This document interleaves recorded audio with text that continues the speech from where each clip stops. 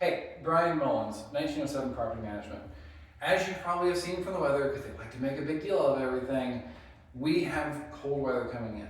And we want to make sure that the property that you're in is taken care of. It is a tenant responsibility to ensure that the property doesn't burn down, or doesn't have a water leak, or have pipes burst, because you're the one in the house and not us. So that is a tenant responsibility. So we want to make sure that all precautions are taken to prevent any damage. It's really easy when it's going to be this cold for lines to freeze. So today we're going to go over some of the basic procedures that you need to make sure that you're taken care of. We'll go over how some houses are different than others, so that way you can make sure that you're properly preparing for the house that you're in. So let's get started. So we're going to start out at the kitchen sink, which is one of the most common areas that we see problems in. So as you can see, this one, like a lot of houses, the kitchen sink is on an exterior wall, which is super duper common. This is one that is more common to freeze because obviously the water lines are running right along the exterior wall. This window is facing west. If you have a north facing window, that's typically going to be the worst because you've got that wind coming in. So we want to make sure that we do a few things here. So one, we want to make sure that we are dripping our water. And when I say drip, I don't just mean like a dribble. I mean like a steady stream about like this, maybe even a little more. As cold as it's going to be, we want to make sure that we're protecting. This is completely normal. I know that water does cost a little bit of money, but this is way cheaper than a frozen pipe. So we're going to do this. So the question is, why do we do this? Well, it's harder for moving water to freeze, but it's not impossible. So we're going to make sure we do that. Next thing we're going to do is we're going to make sure we leave these open. We're going to leave these open because you probably will have the heat on the house, and at least you should have the heat set to at least 60 degrees, even if you're not going to be home, to make sure that the house stays warm and we don't have any issues. But if you have these doors closed, that warm air is not getting in there. So we want to make sure that that warm air is getting in there, keep all these pipes down here staying nice and warm. One last step that sometimes you need to take, especially in older houses, is a heater. So these are super cheap and they will keep you warm too. So you would want to have a space heater, especially if you've got a house with a raised foundation. So that would mean a house that's not on a slab. You would definitely want to do this, or if you have anything facing north. So if this was facing north, you definitely want to do this. So this is super easy. You just plug this in to your closest outlet, and you face it in. You want to make sure there's no combustibles around it. So you see I've set it a decent ways away from any wood, and if there's anything in there that's combustible, you want to move it out of the way. And then I'm just going to turn this puppy on, turn this thing on low. It's going to fire up. And you don't need it on high, we don't need it to be super warm, we just need it to be above freezing. We need to keep these lines in here nice and warm. So that's the main precautions to take in the kitchen. All right, so now we're in the garage. So this is pretty common, especially in houses built before the 1970s or so. You're gonna have a house where your washer and dryer is in the garage. So obviously you've got plumbing in the garage that needs to be protected. As you can see, this house, this is my water line coming in, this has been replaced. So this is my cold water line coming in. We want to make sure we protect this. So run load laundry, that obviously works because you keep water flowing. You can always take the hoses, obviously we don't have the washer here. You can always take the hoses off and let them drip just like you did on your kitchen faucet, straight into this drain. But one thing that I would suggest, especially on outside, same thing, you have a space heater. There typically is going to be a washer and dryer here. Just make sure you have this thing on, point it towards your water, and that way it's going to be towards your water spigots right here. That way these will stay nice and warm. Now, one thing to note that is very, very important is if you have a water line freeze, open up all your water lines that are frozen. You won't have anything coming through, so just turn the faucets on. That way, if they do defrost, or when they do defrost, they will defrost. When they defrost, the water has somewhere to go and it won't bust your pipe. So if your water lines freeze out here, you want to disconnect this from your washer and open them up into your drain. That way, when they do defrost, the water will go out. The next thing you want to look at is going to be your hot water tank.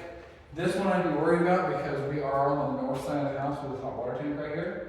So I don't have an extension cord with me, but you'd want to run an extension cord and open this cabinet door up, same thing, and then just set this on the outside of it, run a little hot air in here, We're not trying to keep it warm. This hot water heater does not care if it's 60 degrees. We just don't need it to get below 32 degrees. So that's the main precautions in the garage. Same thing goes in a laundry room, even in a normal house, especially if you have the water lines are on that north side and they're on an exterior wall, or even if they're on an exterior wall in general. Open up the doors if you have like a closet style laundry. Open up the doors so we get that warm air from the house. And if it's on the north side, just get a little space heater, make sure it's running in there. Okay, so now the next important thing is when you're outside. So this is obviously a very weak point for water to freeze because it's on the outside of the house. So we want to make sure we protect this. Now this is a newer style unit. Technically the water is soft back up in the wall, and so this shouldn't freeze, but things shouldn't happen all the time. So I would still suggest getting one of these. These are super cheap. This is one of the nicer ones. This is one of the plastic ones.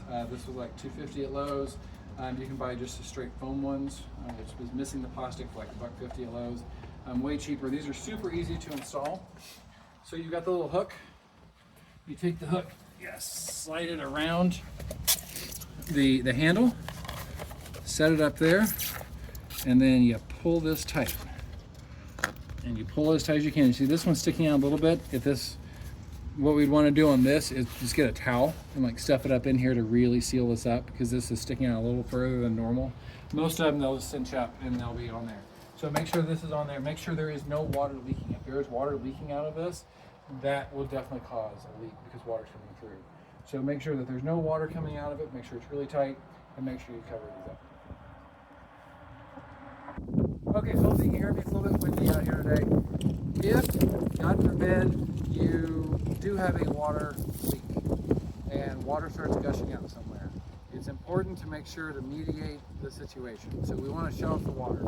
Some houses will have a shut-off valve inside the house. This house is just old enough they didn't. They probably had one right by the flower bed at some point, but it probably got broke off ages ago. So make sure that you have a way to shut off water. So know where it is, sometimes in the bathroom, in the front closet, right by the front of the house. But if not, if push comes to shove, make sure that you know how to shut off the water. So this is my water meter out front. You probably won't have a water key. You can pull these off with a screwdriver. It's super easy. You can stick a screwdriver in there, pull them off. You may have to get a wrench. It can be really hard to see, but a lot of these have 2 meters in them. So there's 1 meter on this side, 1 meter on this side. Obviously the meter on this side is serving the house that we have. So you want to make sure that you go down here, you'll see a valve, which I know is going to be hard for you to see. And you want to make sure you turn it until it shuts off. And you'll feel it, and then go and open up all the water faucets inside to get that pressure out of the line, and that will make sure that the water is shut off in the house. And then make sure you put a request in the portal that we need to deal with that, and you can also call the emergency line and we'll be able to get somebody out to deal with the busted water line.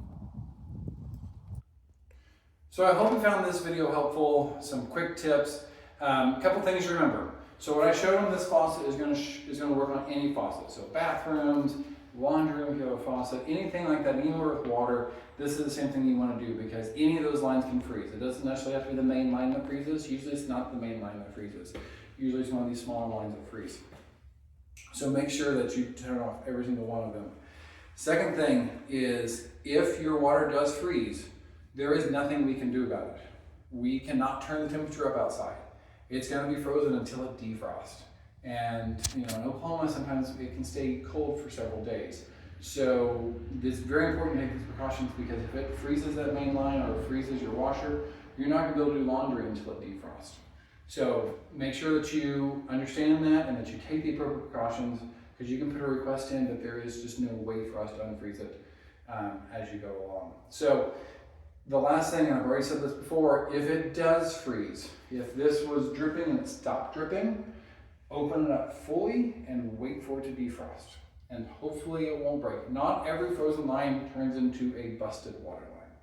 So if you make sure that you open up the line, hopefully when it defrosts, it just flushes straight through, and then you're good to go. So if you have any questions, feel free to give us a holler. If you have any problems, put it in the tenant portal, and we will get to you as soon as we can. If it's an emergency, if you've got water flooding in your house, please call the emergency line and we'll dispatch somebody out. So thank you, be safe, and stay warm.